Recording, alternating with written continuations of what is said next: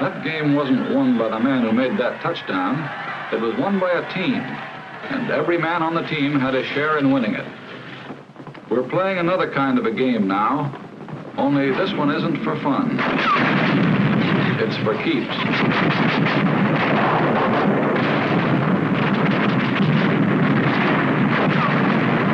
And this game won't be won by any single player either.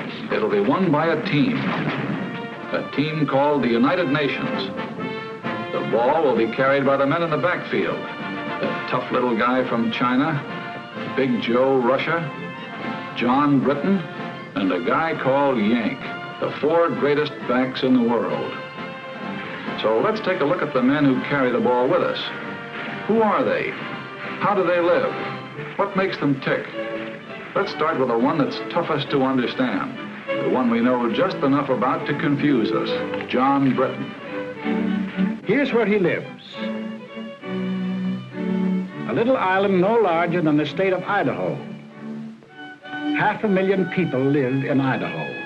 96 times that many live in Britain. The Nazis and the Japs scream about Lebensraum, living space. But there are more people on a square mile of Britain than a square mile of Germany or Italy or Japan. More congestion than practically any place on Earth except the New York subway or a sardine can. And that's a clue that explains a lot about John Britton. We build front porches on our houses because we didn't want to miss the chance to see our neighbors. But John Britton hides himself in a little box and plants a hedge around that to make sure he doesn't. Living that close to neighbors, privacy is part of the pursuit of happiness. And in the sardine can called Britain, they learn to get on with their neighbors. They have to. He's too damn close.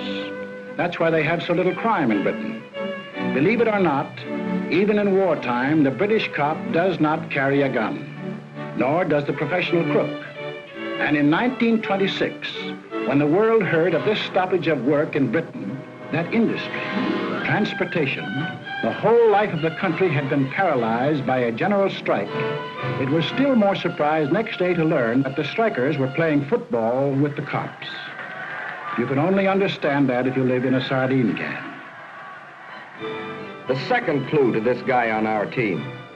No part of Britain is more than 100 miles from the sea.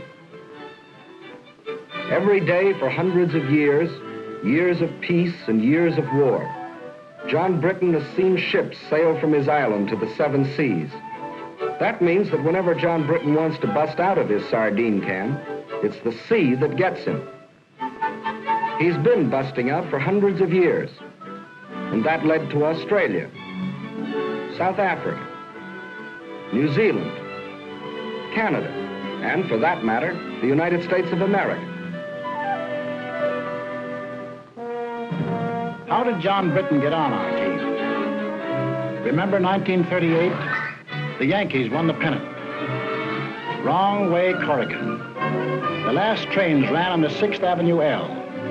Well, John Britton got excited about the same sort of things. The bet he had on the Derby, or, as he would say, the Derby.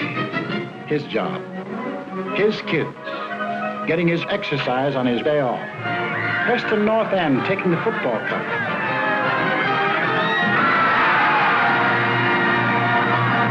Only 300 miles away, people were cheering another kind of event.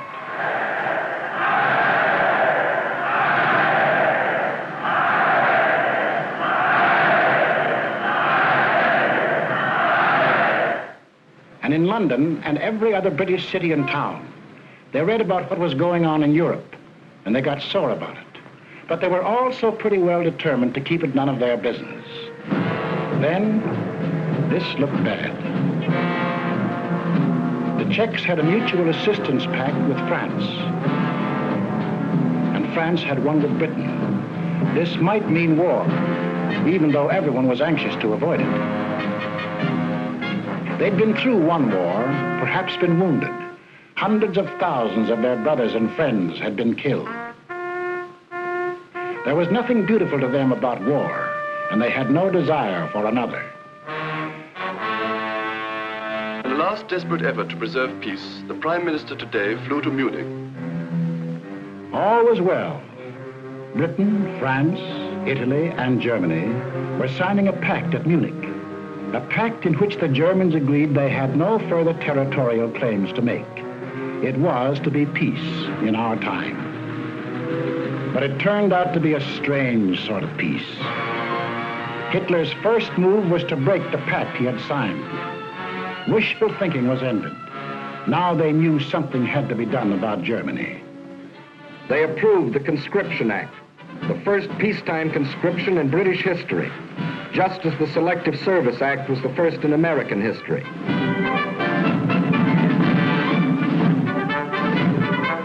The British had put their cards on the table.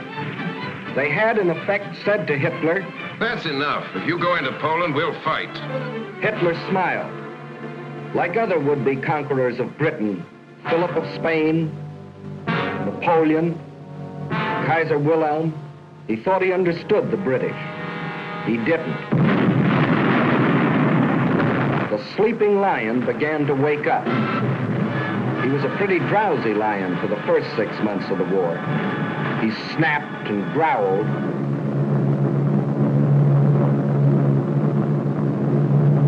But he dropped more leaflets than bombs. He hoped that common sense would return to the German people and that they would throw out Hitler and the German warlords. Instead,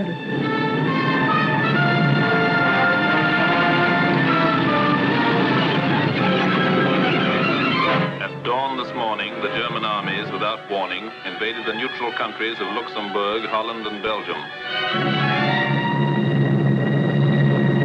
The King of the Belgians today surrendered his armies of more than 500,000 men. Marshal Pétain, as French chief of state, has asked for an armistice. The issue in France is ended. Britain was alone. Czechoslovakia occupied, Poland defeated, Denmark gone, Norway gone, Holland, Belgium, France gone. Only Britain now. Britain was alone. Hitler considered the war over. Everybody considered the war over except the British. At the 11th hour, the lion was finally aroused. We shall defend our island, whatever the cost may be. We shall fight on beaches, landing grounds, in fields, in streets, and on the hills. We shall never surrender.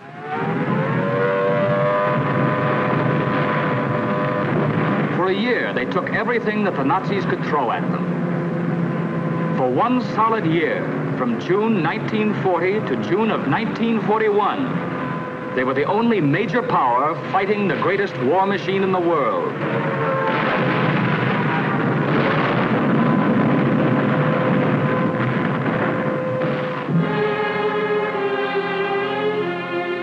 They took body blow after body blow. Solid punches before they even had their guard up. All they did was take it on the chin and hang on to the ropes. They never went down. And while they buried their dead, they prepared grimly and defiantly for the day when they could strike back. There were no victories to cheer them on, just defeat after defeat. Some heroic, like the beaches of Dunkirk, or like the hills of Greece, where British soldiers landed to keep their pledge of honor to the Greek people. Landed knowing they were facing overwhelming odds. But some less glorious. Hong Kong and Singapore and Burma. But through all these long months, the British people were thinking and planning and working only for the day when they themselves could take the offensive. And that day came.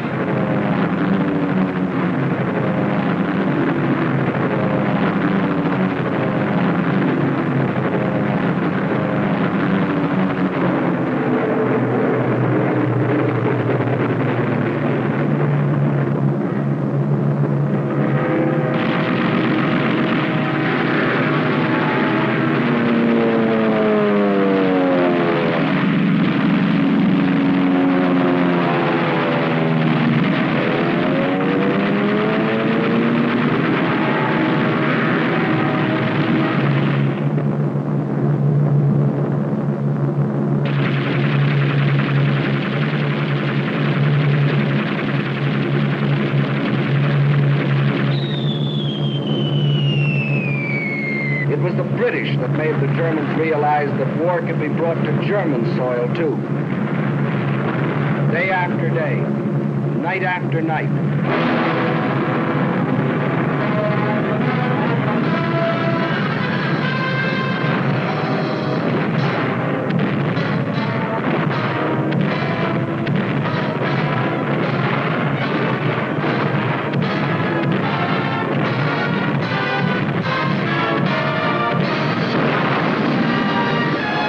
The offensive continues in greater and greater strength. That's in the air. And on the ground, 1,500 miles away in North Africa.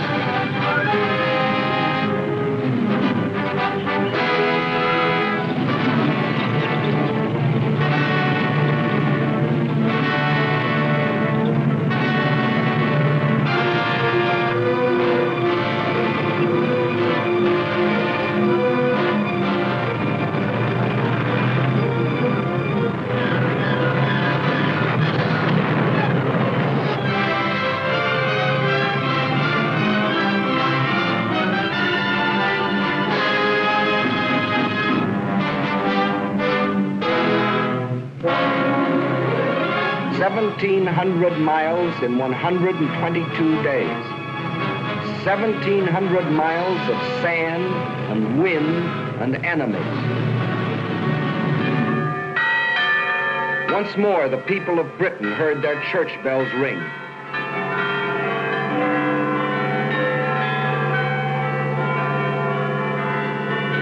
More than 3 years earlier, they had been warned that this would be the signal of invasion.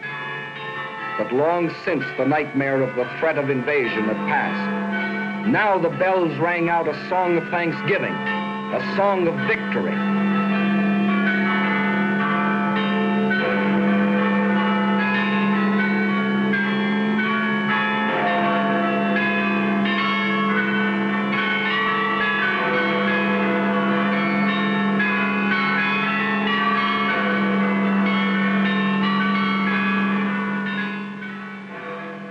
Now there's the plain and simple truth about Britain. But the fellow that calls the signals on the Axis team knows his only chance of winning is to split our team up. So his team plays a game at which they've had a lot of practice. A game which has conquered half a dozen countries for them. A game called Divide and Conquer. Men like these tell the British we aren't taking the war seriously. They tell the Russians we are letting them down. They tell the British the Russians will sell them out. And they tell us... It is manifestly ridiculous for the warmonger Roosevelt to tell the American people that they have anything in common with the British. On the contrary, they are different in every respect. Well, there are differences, that's true. For instance, we drive on the right side of the road. But in Britain, we go for baseball.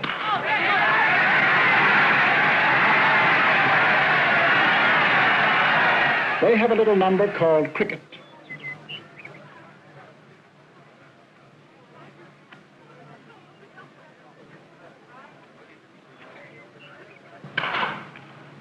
Very well played, sir. And anyone who ever drank coffee over there knows why there'll always be an England. Is your coffee all right, sir?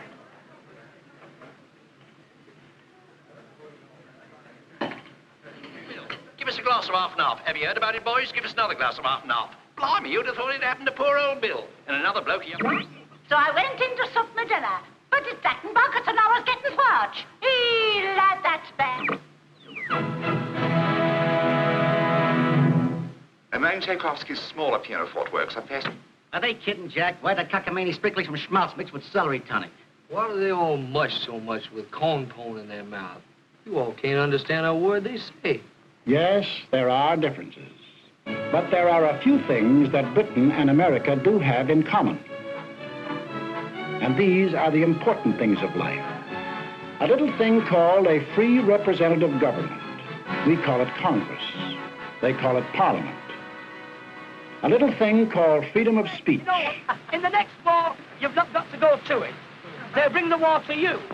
And the thing is, if you take a tip from me, go and live at the Dorchester, because the trenches are just outside.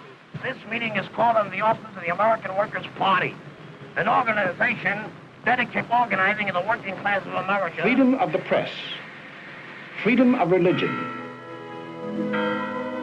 They may not be important to Hitler, but all these things are the common heritage of John Q. Public and John Britton. 700 years ago, their ancestors fought for the Magna Carta. No one will we deny or delay right or justice. 300 years ago, the Petition of Right. No man shall be compelled to yield any tax without act of Parliament. These principles came to our own country with the earliest settlers, and from them developed. Congress shall make no laws respecting an establishment of religion, or prohibiting the free exercise thereof, or abridging the freedom of speech, or of the press, or the right of the people peaceably to assemble. We may make gags about each other's accents, but we speak the same language of freedom.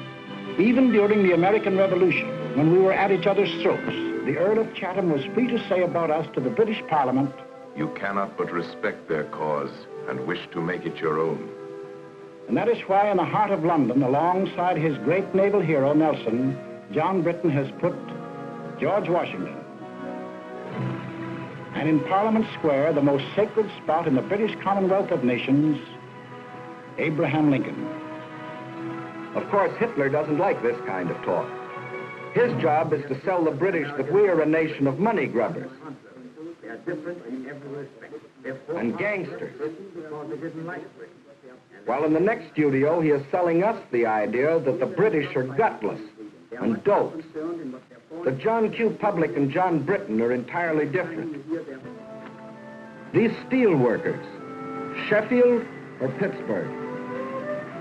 These children, American or British, they live in lands which share the same hopes, the same ideals, and unlike the poor children of Germany, in lands where the truth is free.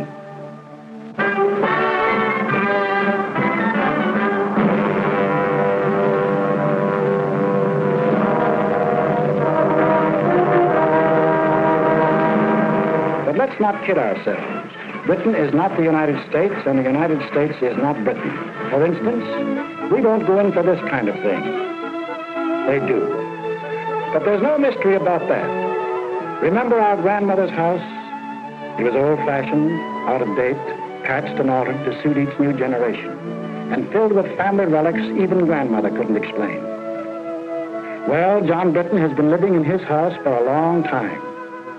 And that's why to us, who live in a modern house that we built ourselves to suit ourselves, John Britton seems slow-moving and cluttered up with ancient traditions. Kings, for instance. The present king rode to his coronation in the same coach, to the same church, for the same ceremony as his ancestors did. But the job he took on is very different from theirs. There have been some changes made. For the British king can no longer make laws or impose taxes or interfere with government. He and his family work as hard as any other citizen, doing the job that the people expect of them. Today, the king is the servant of the people and not its ruler.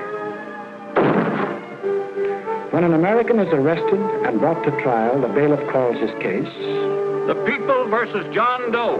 But if such a case were called in Britain, it would be The King versus John Doe. It means the same thing. Today, the British king is the symbol of the people. The British are great fans of the fellow in Buckingham Palace, But when they sing God Save the King, they're not worrying about his help. They mean God bless the British people. And the dukes and the earls. But in 1911, the people took away the last remaining power of the lords to block the action of the people's representatives. Dukes and earls don't run the country anymore. Today, there are only two people who do that. John Britton and his wife. They go to the polls, just as Mr. and Mrs. John Q. Public do here, and elect their representatives to the House of Commons. And there they fix the taxes and make the laws. And if John wanted to get rid of the lords, his representatives in Commons can at any time vote them out of existence. But John doesn't want to get rid of them.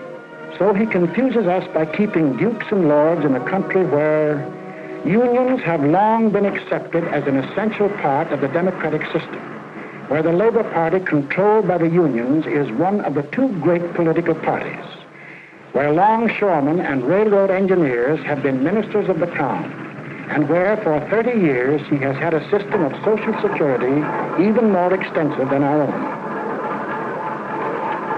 So when you read about Lord Louis Mountbatten or Lord Beaverbrook, former head of aircraft production, don't think they got their jobs because of their titles. They got them because they were the best men for the jobs. Just as Ernest Bevin, formerly a labor leader and now a member of the War Cabinet, Herbert Morrison, who started life as an errand boy and is now Minister of Home Security, got their important jobs because they were the best men for them. With the things on the surface, the unimportant things, their John Britton and our John Q. Public differ. But the important part of their lives, they run the same way. The democratic way. The free way. But this gentleman never bothered about the truth. And when John Britton started carrying the war to Germany, he tried a new line. The warmonger Churchill only wages this war against the German people to save the British Empire. All right, let's take a look at that one. Here's the British Empire. And here's where the Germans were headed when Britain declared war. Does that look like trying to save the empire? Tackling Germany when it was headed into Poland and toward Russia? The one direction in which there were no British possessions? After Poland fell, Hitler hinted at peace with the British.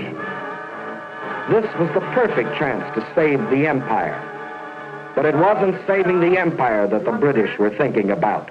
The position of His Majesty's government in respect of any peace offer by Hitler. We are not, in any circumstances, prepared to negotiate with him at any time on any subject. And after Britain had been on the losing end, month after month, it had another chance to save the empire. Even now, Hitler thought John Britton would make a deal. We heard the British answer. What kind of a people do they think we are? Is it possible they do not realize that we shall never cease to persevere against them until they have been taught a lesson which they and the world will never forget?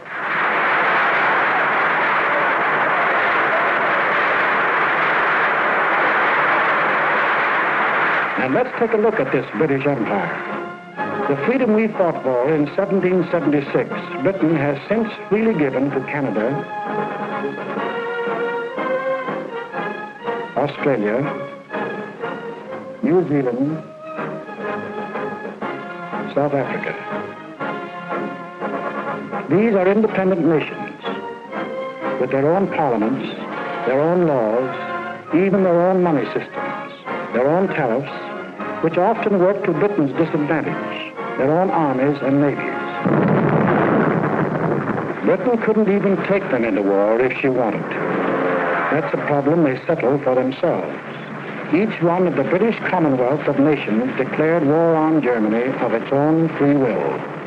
Of course, no one ever talks about the British Empire today without mentioning India. And men of goodwill in Britain, as well as other countries, have been outspoken in their demands for Indian freedom. For no man who believes in democracy can support foreign rule of any people. But there are things that many of us do not know about India. For instance, that India pays no taxes to Britain, either directly or indirectly. That the Indians fix their own tariff laws, frequently to Britain's disadvantage. That of the Viceroy's Executive Council, 11 of the 15 members are Indians. And in the courts, 10 of every 11 judges. Furthermore, that no Indian is ever conscripted for service in the Army and Navy. It was voluntary enlistment that raised the Indian Army from 170,000 at the outbreak of war to 1.25 million today. And on the subject of India, listen to the words of Field Marshal Jan Christian Smuts. He fought against the British 40 years ago, was defeated in his fight, and still became the leader of one of the British Commonwealths of Nations, Prime Minister of South Africa. India, if she will, can be free in the same way and by the same means as Canada, Australia, and New Zealand are today free sovereign states. Their peoples worked out a constitution for themselves. The same course is open to India, if the peoples of India will agree about the terms of a free constitution. Freedom isn't a thing that can be imposed from without. It can only be created from within. The Indians have a responsibility to reconcile the differences that exist in the vast Indian population with its 100 different languages, its dozens of different religions. And on March the 11th, 1942, the British government placed itself on record and promised full self-government to India if India will work out a constitution that will satisfy its people after the war is over. But during this war, military leaders agree Allied troops are needed in India as an effective bloc by the democratic world to keep the Nazis and Japs from uniting. Further, India provides the basis for United Nations bombers to get at the Japs in Burma. In other parts of the empire, too, democracy stands on guard. If it wasn't for the British at Gibraltar, Malta, Cyprus, Suez, Alexandria, and they're hanging on to them regardless of the cost, and their drive across Libya to Tripoli, there would have been no American landing in North Africa.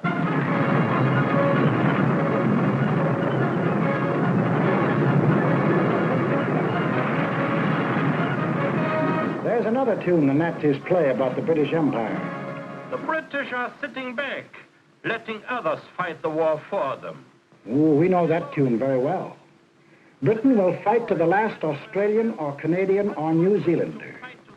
The truth that thousands of Canadians and Australians and New Zealanders have gallantly fought and gallantly died in Crete, in Greece, in Libya. But there's something the Nazi mouthpiece leaves out, something pretty important. Out of every 10 inhabitants of the British Empire, 1 comes from Britain. But of the casualties suffered so far in this war, 7 out of 10 were born and raised in Britain. 1 of 10 in population, 7 of 10 in casualties. And in the air, of the planes flying with the RAF in Britain, 2 out of 3 are manned by crews from the island. And of the planes on the overseas fronts, the Western Desert in Africa and the rest, 4 out of 5 are manned by boys from Britain. And then there's a little thing called the British Navy. From 1588, when it licked the Spanish Armada, to 1940, when we got moving on a 2-ocean navy, the greatest battle fleet in the world.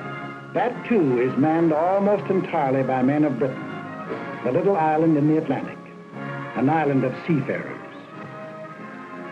And the British Merchant Navy, still the greatest merchant navy in the world, in spite of all that Hitler can do. Men from every British town and village in the stokeholds of 10,000 ships, on ice-coated decks, in grimy engine rooms, men who have been torpedoed twice, 3 times.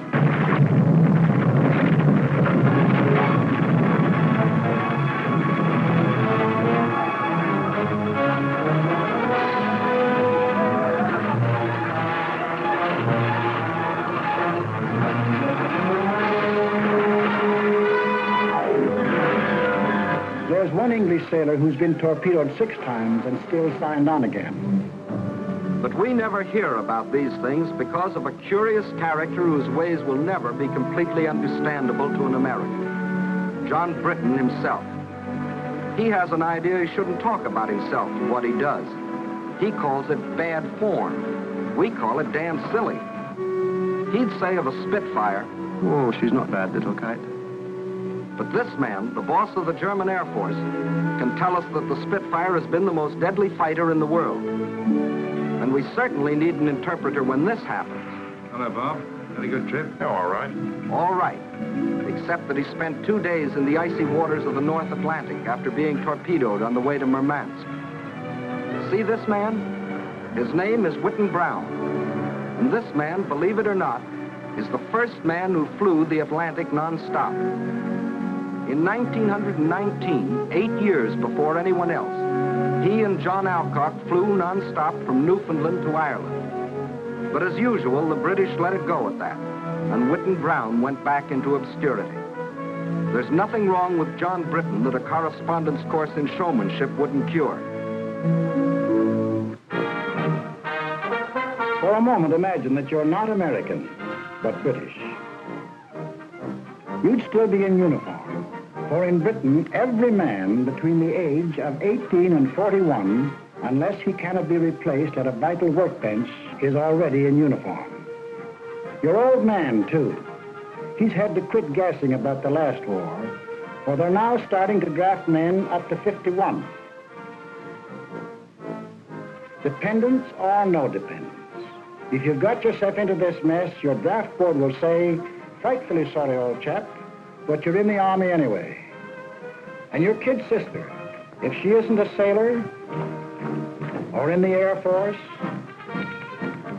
or the Land Army, or a ferry pilot, or in the fire brigade, she's probably in the Army, for they've drafted unmarried women up to 30.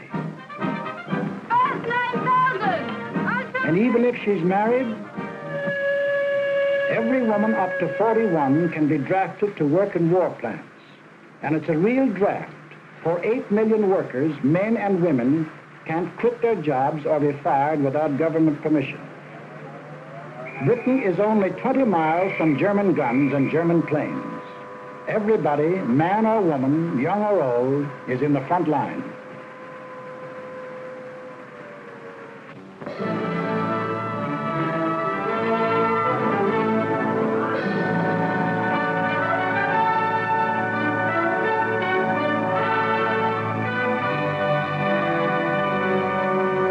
Maybe this isn't your idea of Britain. The ads were different, and you wondered whether they still made bows and arrows at the village forge. The ads kept quiet about industry, just as this one leaves out the aircraft plants and the oil fields. Well, they have the rich green fields you've read about, the quiet country lanes, but they also have the steel mills of Sheffield, the Pittsburgh of Britain. They have the picturesque little villages, the gently flowing streams, the lovely old castles.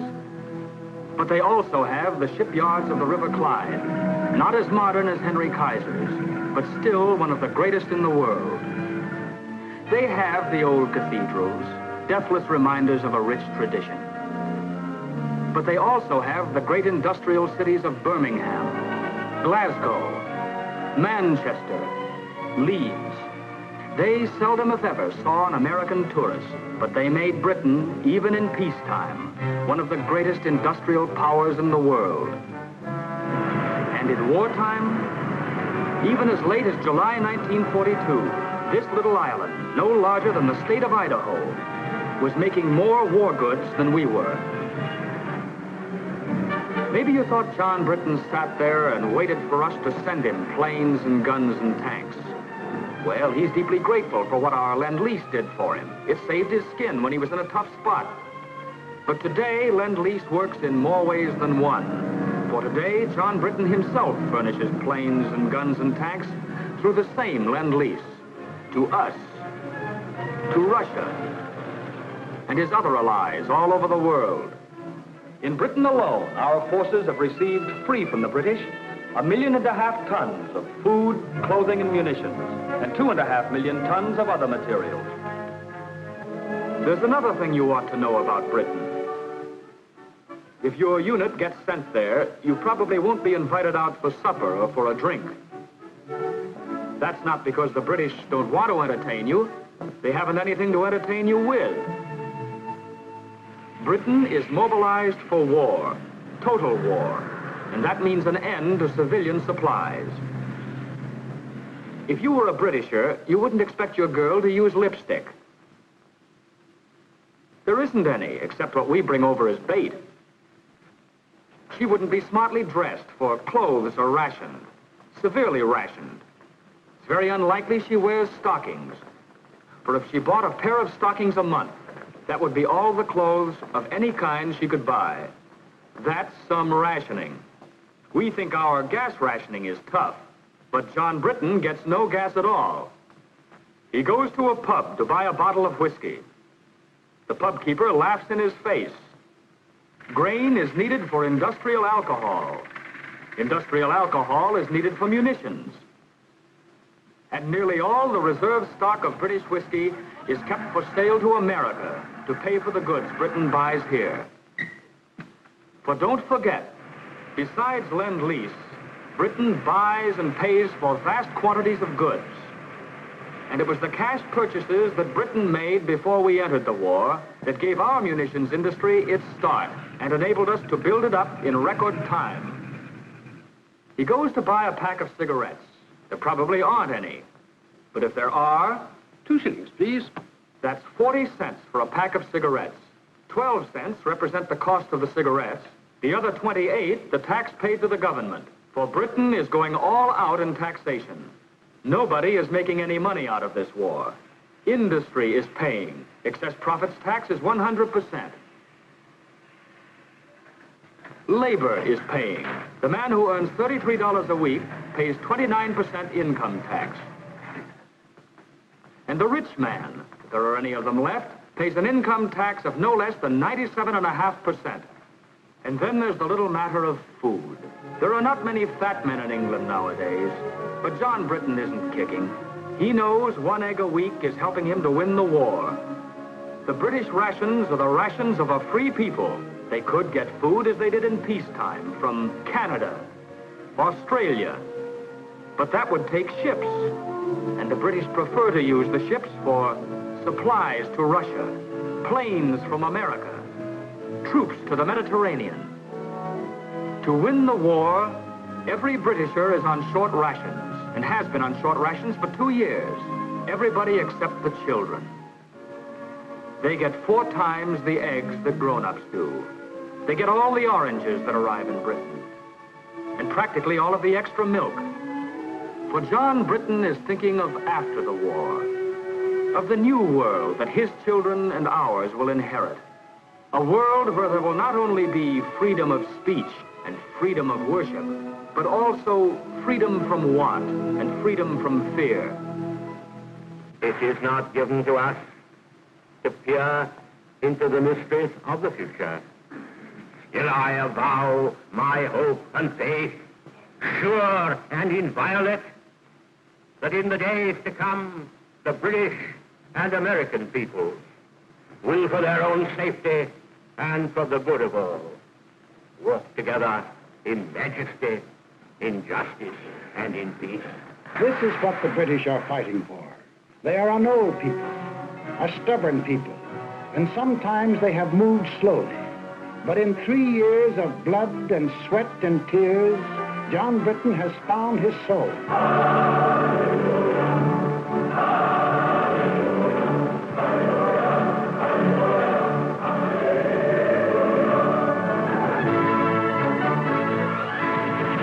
Now he is tough.